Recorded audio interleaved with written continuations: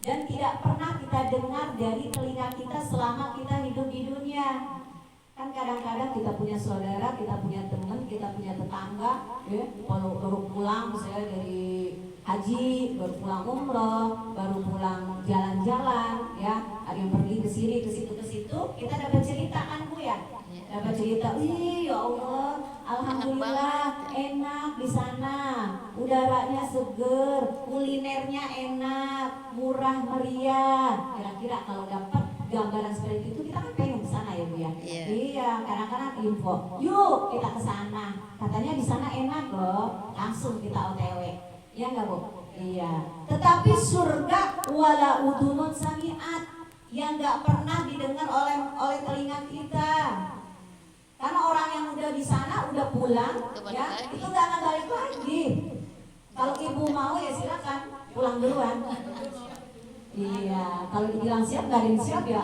Iya, sama kita semua nggak ada yang siap. Jadi surga itu yang tidak pernah didengar oleh telinga kita, tidak pernah dilihat oleh mata kita selama kita hidup di dunia. Kemudian gambarannya apa? Wala khatara ala qalbil bashar. Tidak pernah terbesit dalam hati kita, dalam pikiran kita surga itu, oh surga itu begini, nggak bisa.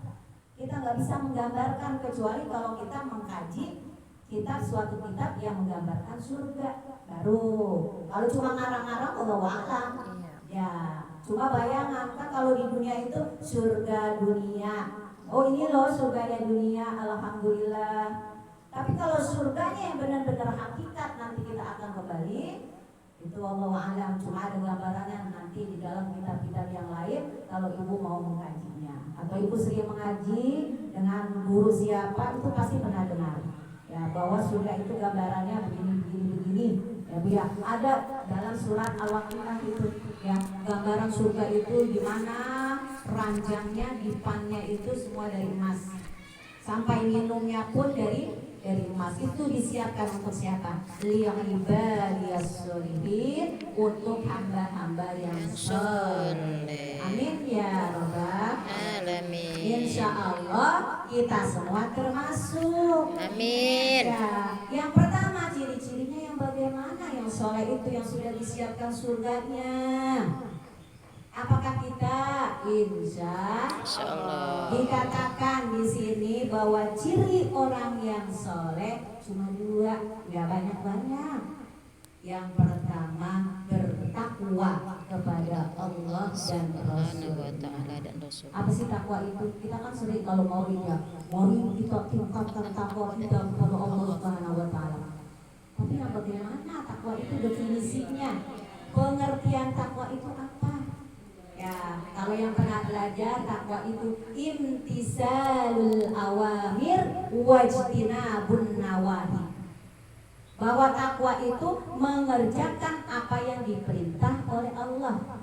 Wajtinabun nawahi, menjauhi apa yang dilarang oleh Allah Subhanahu. Kan kita sudah insya Allah. Ya enggak Bu? Positif.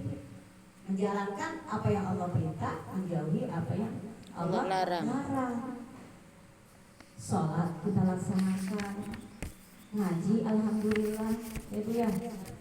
Ini biarpun 2 minggu sekali alhamdulillah. Yang penting istiqomah daripada setahun sekali ngajinya. Ya paling enggak ya 2 minggu sekali, sebulan sekali di sini kita datang. Bukti bahwa kita bertakwa kepada Allah Subhanahu wa Ta'ala. Itulah seorang perempuan itu ya Bu ya, tidak hanya cukup sholat ya Bu ya.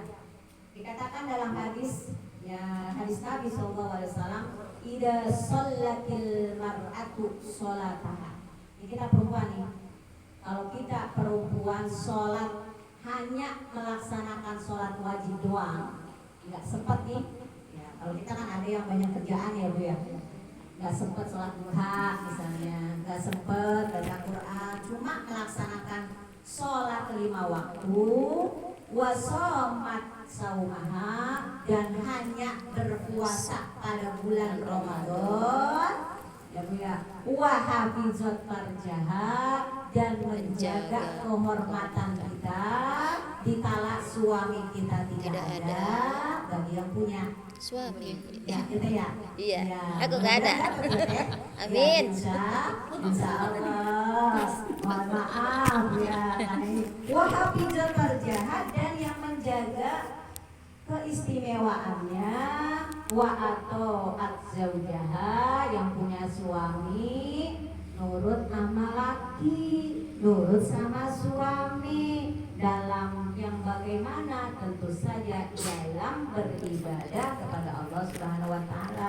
Contohnya, kalau suami kita nyuruh ngaji, ya harus mau. Kalau suami kita untuk silaturahmi ke mertua, ya harus mau, nggak boleh nolak. Kalau suami kita protes, anak tolong diperhatikan, anak tolong dijaga, harus kita laksanakan.